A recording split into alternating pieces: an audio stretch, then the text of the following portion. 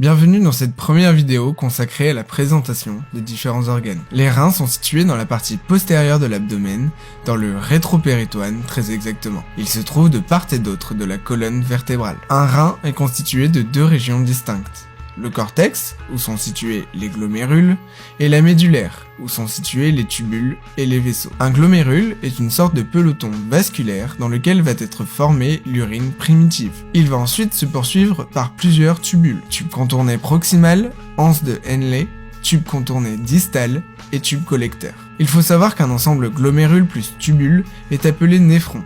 Il s'agit de l'unité fonctionnelle du rein. Un rein est constitué de milliers de néphrons, donc de milliers de glomérules et de tubules. L'urine formée dans les néphrons rejoindra la vessie via les calices, puis l'urtère. Bon mais alors, quels sont les rôles du rein? Je vous ai parlé des urines en introduction, donc on va commencer par l'équilibre hydro-électrolytique. Et c'est pas le rôle le plus simple à expliquer. Vous n'êtes pas sans savoir que quand on boit, on finit par faire pipi. Tout simplement parce que la quantité d'eau présente dans l'organisme est extrêmement stable, grâce au rein, justement. Et à l'hypothalamus qui va être un petit peu le centre de contrôle pour évaluer la quantité d'eau présente dans l'organisme, via l'osmolarité, et donc les osmorécepteurs, et la pression artérielle. En cas d'augmentation de l'osmolarité par exemple, donc de diminution du volume d'eau présent dans l'organisme, l'hypothalamus va sécréter l'ADH, appelée aussi vasopressine, la fameuse hormone antidiurétique. L'ADH va diminuer la diurèse, donc diminuer la production d'urine par le rein, et par conséquent, le volume d'eau éliminé, afin de permettre de maintenir une volémie constante dans l'organisme. Mais le rein ne gère pas seulement l'eau, mais également les électrolytes, comme le sodium et le potassium. Et là, ça devient un poil plus complexe. Pour mieux comprendre, observons le parcours de l'urine.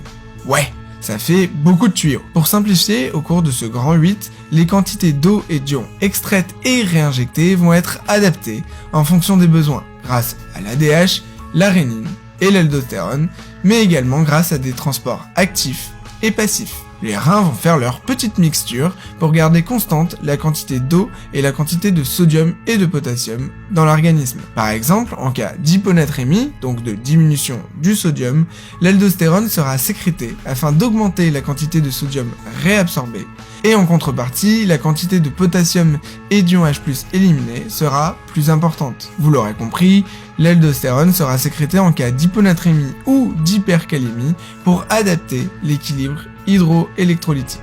Si vous voulez en savoir plus, je ferai une vidéo complète pour détailler les mouvements d'eau et d'ion dans le corps, car c'est un sujet vraiment complexe. Son deuxième rôle va être la filtration et l'épuration des déchets. L'urée, produit terminal de la dégradation des protéines, la créatinine, les dérivés de certains médicaments, etc. Le troisième rôle du rein va être son action dans l'équilibre acido-basique, la réabsorption et l'excrétion des bicarbonates, principal tampon de l'organisme, et l'excrétion ou réabsorption des ions H+, charge acide principale, va constituer la troisième ligne de défense de l'organisme en cas de variation du pH. Là aussi, j'en parlerai plus longuement dans ma vidéo consacrée à l'équilibre acido-basique. Le quatrième rôle du rein va être son action sécrétrice. Il va sécréter deux hormones, l'EPO et la rénine.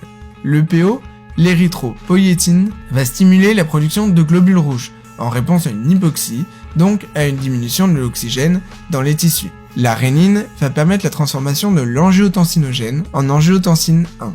Il va donc participer à la régulation de la pression artérielle, combinée avec la régulation de la volémie. En effet, l'enzyme de conversion va ensuite transformer l'angiotensine 1 en angiotensine 2, et cette dernière va stimuler la sécrétion d'aldostérone. Le rein va également être impliqué dans la régulation de la production de la vitamine D.